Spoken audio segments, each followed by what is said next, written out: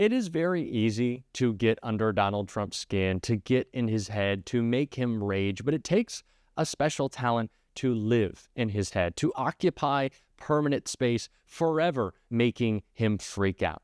And that is something that clearly Jasmine Crockett has been able to accomplish with her blistering takedowns of Donald Trump and MAGA at large. And we saw that last night at a speech that Donald Trump gave to the NRCC, in which he targeted Jasmine Crockett directly after weeks of threatening her with legal retribution. And Jasmine Crockett, as you can expect, was quick to respond before Congress today, taking another shot at Donald Trump. And I think hers landed a lot better. We're going to get into it all, but before we do, if I could quickly ask you to leave a like on this video, and if you haven't already and you enjoy our channel, to hit that subscribe button. It goes a long way, and it really does mean a lot to me. Now, before we get into this incredible takedown from Jasmine Crockett, of course, we need, unfortunately, the context of Trump in this clip right here. They're really looking back. And, I said before, the Democrats have taken a lot of beatings. They have lost their confidence. They've gone crazy. They've gone crazy. How about this new one they have? Their new star, Crockett. How about her?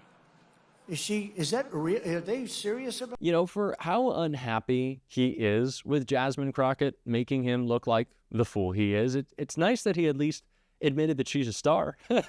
He said, the Democrats they've got this new person. We do this rising star in our party. At least Donald Trump can at least acknowledge the raw political talent of Jasmine Crockett and in the just devastating takedowns that she has been delivering of him and his party and their ridiculous hypocrisy, his criminality all the time. That is exactly what we saw Jasmine Crockett do.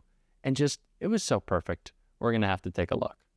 Thank you so much. I just want to clarify that usually when we talk about racism in the Republican Party, it has to do with things like deleting the history of Jackie Robinson, deleting the history of Harriet Tubman, or deciding that the Tuskegee Airmen should be deleted, or maybe just defunding the African American Museum. The list kind of goes on and on and on, but I am not here to talk about why they are racist. I am here to talk about some other things as it relates to immigration. So let's get to that.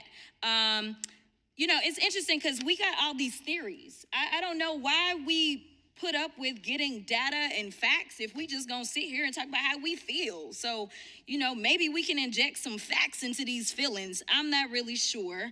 But as somebody who has actually practiced criminal defense, I don't know if there's anybody else in here who has, I can tell you that I have handled thousands of cases, not hundreds of cases, thousands on the state level in Texas, Arkansas, and the federal level.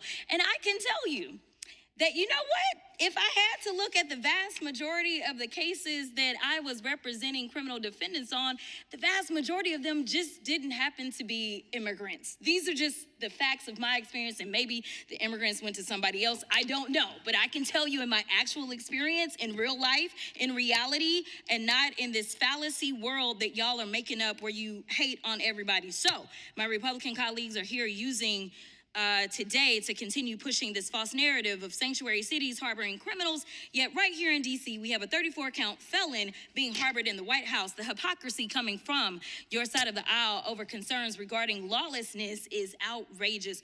Right now, House Republicans are conducting town halls with constituents lying about our legal system. That, quote, there is no due process if you come here illegally because you violated the law. That immigrants, quote, are not entitled to due process. Nowhere in the Constitution does it say that. We all want to live in a country where we respect the law. So I'm a bit surprised that Republicans aren't up in arms with Trump detaining and deporting U.S. citizens and people who are lawfully present here in the United States. What Trump and ICE are doing is a disgrace, and it's all being done without respect for our laws. For example, Mr. Neri Alvarado, a Dallas-based baker, was arrested and deported to El Salvador prison for having an autism awareness tattoo in honor of his 15-year-old autistic brother. This was done despite never having been to El Salvador, despite having no gang affiliation, and despite having no organized crime connection. He was deported because ICE agents have been detaining, quote, all Venezuelans with tattoos. And to be clear, this type of racial profiling isn't just a one-off. In fact, the ACLU, using DHS's own data, mind you, found that at least 65% of the states and local agencies voluntarily working with ICE have records of racial profiling and civil rights violations. Mr. Franklin, first of all, and Sheriff, let me thank you for your service too, because I appreciate law enforcement. I just want to put that out there. But Mr. Franklin, Major Franklin, you're a decorated law enforcement officer. Yes or no, in your experience, does racially profiling people make communities safer? No.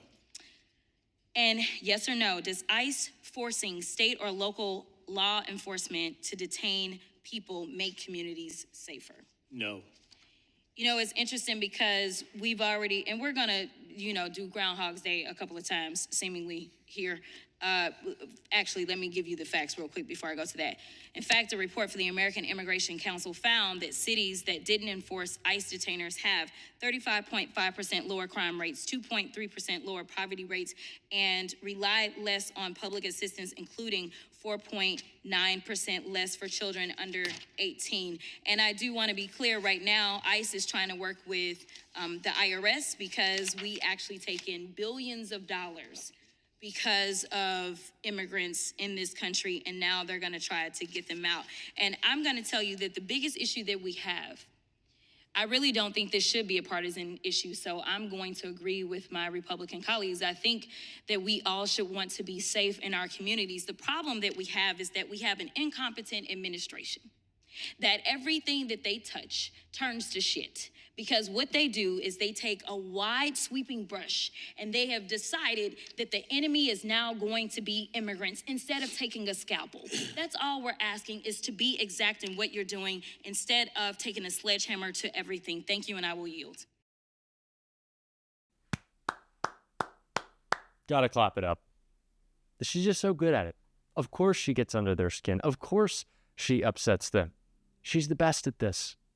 Of course Donald Trump is going to lash out. Of course he is going to get furious. And it just goes to show, something that we talked about a lot on the campaign trail, that when you're getting under his skin, that you're getting him off message. And honestly, at this point, I don't even know if we should get Donald Trump off message, because the message that he is on is talking about crashing our economy. So really anything you get him to say at this point is bound to backfire. But Jasmine Crockett is doing the work, and it's clear. This is impacting them. They wouldn't be attacking her, and we see this from Fox, unless they thought she was having success. And she is. That's why they're going after her, because her message breaks through. She is unapologetic about it. And we need more people showing the feelings in Congress that we have. That's why we elected you. So we want you to fight back. And we saw more of that from another excellent member of Congress, someone that we've had on this show a couple of times, Robert Garcia, and a takedown at Doge right here. I think we're, again, here at another hearing where House Republicans are trying to help Elon Musk get cover for looting our federal government. Doge, and so far this committee, has not been about efficiency or better services. It's been an attack on programs that we rely on, from public health to Medicaid to the Department of Education, and of course now to office space. And we all know that Elon Musk and Donald Trump are attacking all the safeguards designed to make sure they just can't sell our government assets to their own companies, but they can also sell them to their friends. Our committee is ignoring the biggest threat from the Trump administration so far, and that is a horrific economic plan, Maganomics. Now, Mr. Kendall, we've been hearing testimony complaining that the federal government spent $4.6 billion on furniture since 2021. Do you know how much the U.S. businesses will pay every year in tariffs under Donald Trump's plan? Any idea? No, sir, I do not. Okay, well, the U.S. businesses will be paying $654 billion a year, and that number will rise. And that's just in 1 year. That number, of course, is enormously much larger than anything that we ever spend in furniture. We're looking at the biggest tax increase in over 50 years. Now, Mr. Kendall, the total value of all property held by the federal government is about $330 billion, as stated. Is that correct? I have no basis to challenge that number.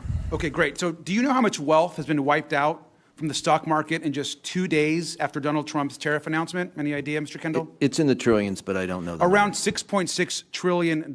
So I want to make sure what people should be understanding here. Last week, we had the largest 2-day stock market fall in history. We're talking about furniture and office space while people are losing their retirement accounts, while the stock market is crashing, while Medicaid is under attack, while healthcare costs are going up. We know that retirement accounts are being wiped out right now as we are holding this hearing. Companies, many of them, are no longer able to invest. People are losing their jobs. And we're here talking about furniture while Donald Trump is destroying the economy. We also know that predicting a recession, which many are now doing, is looking more and more likely, which we hope, of course, doesn't actually happen. And while all this was happening and Donald Trump was imposing his tariffs plan, and the prices of almost everything, groceries, housing, clothing, computers, can be expected to go up, Donald Trump, of course, the next day left to go play golf. Now, Mr. Kendall, were you aware that as the markets were crashing, Donald Trump the next day went out to play a few rounds of golf? I do read the paper, so I did know that. And perhaps maybe instead he should have been working with world leaders or allies to actually work on the tariff crisis. But instead, of course, he was, of course, on the front page of the Wall Street Journal, which is a very conservative paper, as we know. I think it's clear that Donald Trump could care less about the harm he's doing, doesn't care about American workers or the community. And unfortunately, Republicans in Congress want to debate office space and furniture while the president torches our own American economy and the global economy. We have businesses right now, back in my district and across the country, that are getting hammered and suffering and firing employees. But instead, we're continuing to have these really unfortunate, I think, hearings. It's crazy, it's cowardly.